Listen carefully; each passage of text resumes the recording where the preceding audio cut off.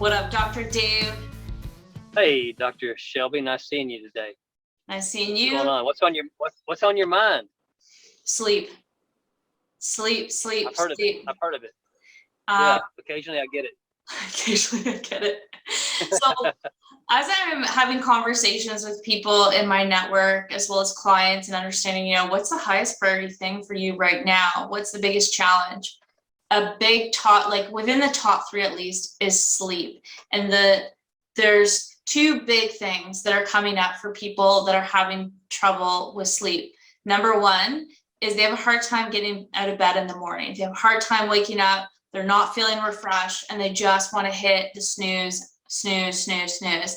The second thing Yeah, I'm finding is people are waking up 2 to 3 a.m. and have a hard time falling back to sleep.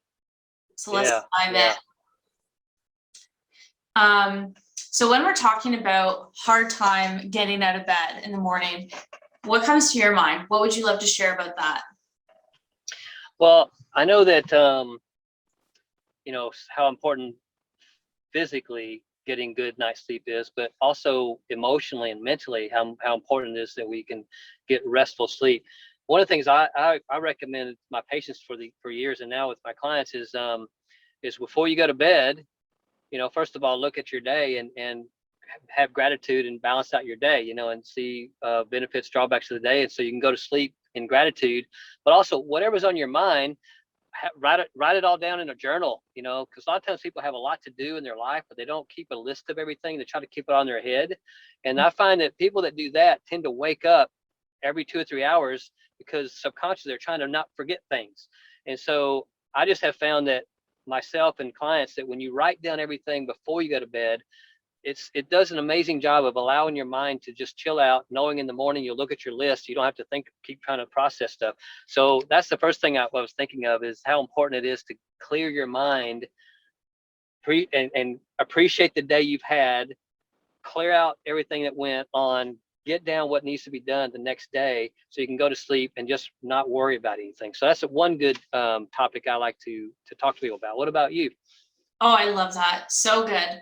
And then another layer of that is if you're finding, you're having gratitude for the day, and you are writing down all the things that are on your mind, yet in the morning, it's like, I just want to press the snooze. I don't want to get up. Yeah. Get curious. Is it because, what lies ahead, what you have during that day, you're not really inspired by? And so your body is just like, ugh, I don't want to get up. I don't want to do those things. I've personally noticed, when I have like a day full of IT problems that I need to solve, or Yep. if I have a bunch of like tasks around the house, like headache stuff that I just don't want to deal with, I literally will take every advantage I have to press the snooze and tell myself, no, you don't need to get up yet. Like, you can just like sleep in a little bit longer. And like, I literally have this, like, it's like there's a magnet to my body, to the bed, that won't let me get out. And I just feel this like fatigue, right? Because I Yeah. know that what I'm about to do is not inspiring. So my body is like literally trying to do everything. It's like literally trying to close my eyelids of like, you're tired, don't do these tasks. Like, you really don't want to.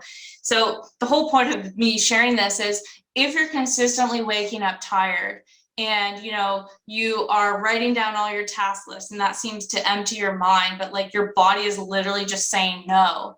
What are you doing during that day? And do you notice a difference? Because here's the thing I've also noticed a difference in. I'll have practice members in my chiropractic clinic.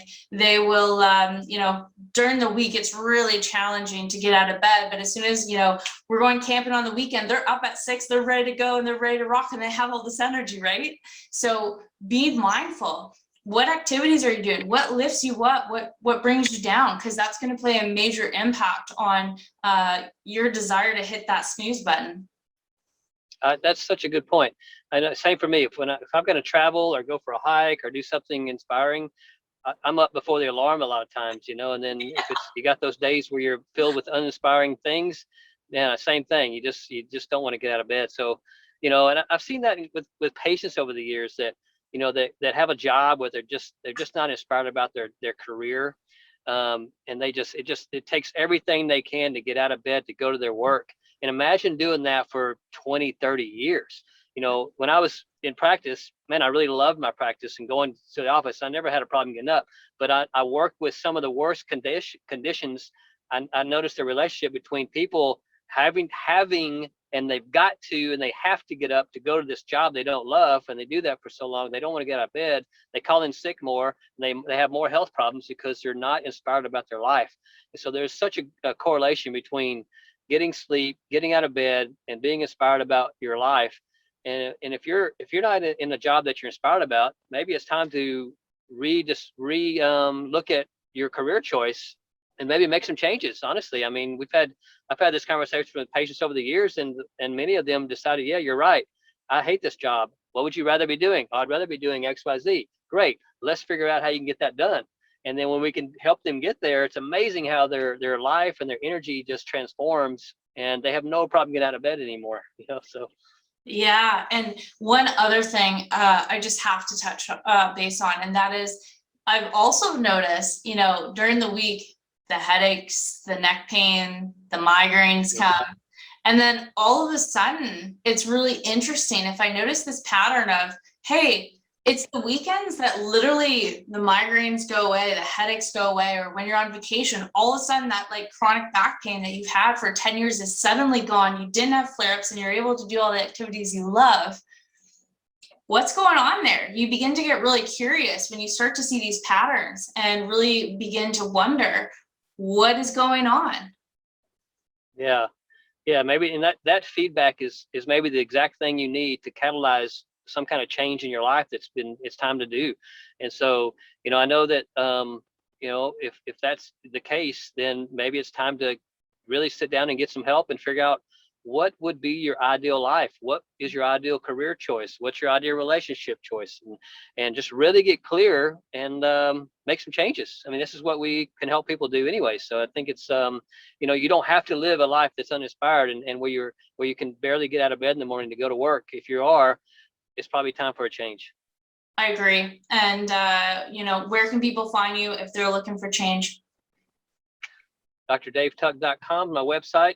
And it's got all my info. You can fill out a little form that can kind of tell me what's going on, and we'll do a 20-minute consult just to see what's going on with you, see how I can help. What about you?